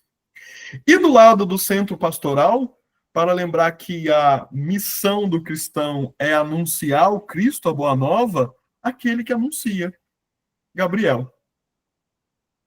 Um anjo que desce, um anjo que sobe, o anjo do Gênesis, o anjo do Apocalipse. Rafael, Gabriel. Tá faltando quem, gente? Miguel. A imagem do padroeiro já está ali presente, a imagem de São Miguel.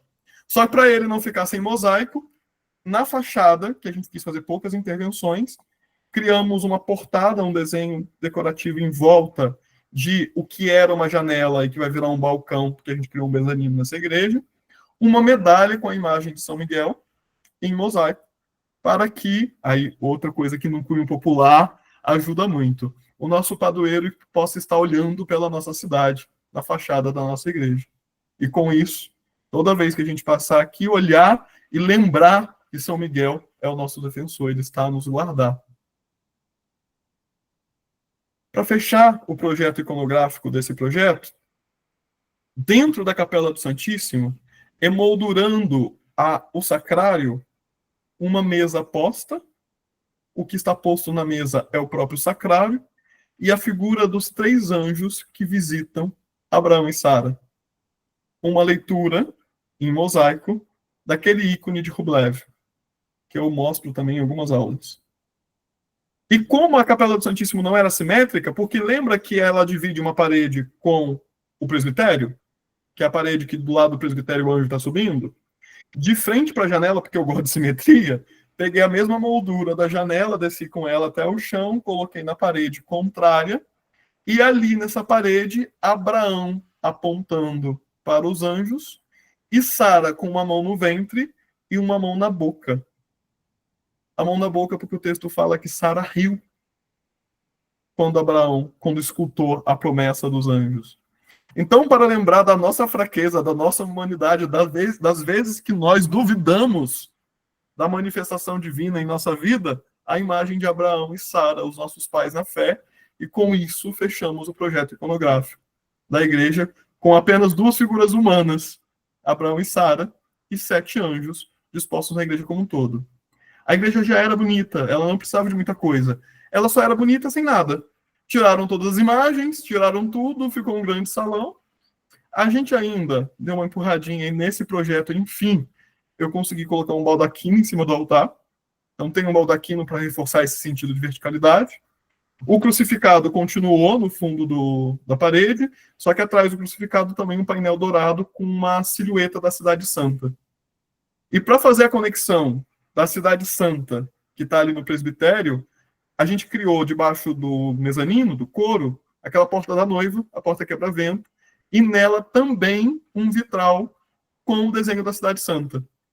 Os 2 xizinhos laranja que eu marquei na planta, um na entrada, um no presbitério, para lembrar que tudo que vivenciamos naquele espaço é experimentação da Cidade Santa, da Jerusalém Celeste. E em cima dessa porta ainda, deixa eu ver se eu encontro rapidinho aqui, vou citar, mas não vou citar exatamente como está. A frase do Apocalipse 12, finalzinho do Apocalipse 12, depois da Batalha do Céu, Miguel consegue precipitar à terra o dragão, e o texto vai falar assim: chegou a autoridade, o poder de nosso Deus, a glória e o poder de nosso Deus, e a autoridade do seu Messias. Cristo é o Messias, e ele é a porta. E uma frase diretamente ligada à devoção a São Miguel na Sagrada Escritura, no Apocalipse. Então veja como só com a liturgia e refletindo a partir da história da salvação, os momentos em que os anjos aparecem, a gente fechou um projeto iconográfico para essa igreja. Então, convido de verdade, porque eu acredito que funciona fazer projeto assim. E como vocês sabem, quando tiver com dúvida, quando estiverem inseguros, é só entrar em contato com o Almir, que eu vou ficar muito, muito, muito feliz de contribuir. Um detalhe importante, a pia batismal desse projeto, agora alguns alunos vão saber, é um projeto que saiu do nosso curso online. Estão lembrados a última turma, que cada um pensou um espaço, e a dona Priscila pensou uma pia batismal que eu fiquei encantado? Ela está trabalhando no escritório. Eu falei, Priscila, vamos fazer acontecer essa pia sua? Então, pela primeira vez... ela está aqui, eu não vi que você tinha chegado. Tô aqui, eu só tava com a câmera desligada. Logo, dona Priscila é coautora nesse projeto e estou muito feliz e honrado por isso. Obrigada. Fiquei muito feliz, muito, muito, muito feliz. Tô doida já para ver tudo pronto. Porque arquiteto não se aguenta, né? Tem que ficar desesperado para ver tudo pronto. E o padre está assim, Almi, como a gente vai conseguir? Porque a dona Priscila já pensou uma pia o quê? De pedra bruta esculpida. É uma pedra maciça. Vai dar um trabalhinho? Vai, mas a gente vai fazer. E o povo está empolgado. Então é isso. E uma coisa que eu já brinquei algumas vezes em sala de aula, eu falei, se tiver um projeto um dia, eu chamo para parceria. Para provar que eu faço isso mesmo aí, ó. A Priscila já está na parceria nesse projeto da Igreja Matriz de Araponga. Tenho muita coisa ainda para aprender, mas tá sendo maravilhoso. Muito bem. Gostou? Gostou do encontro hoje? Deu para pegar aí, Pri?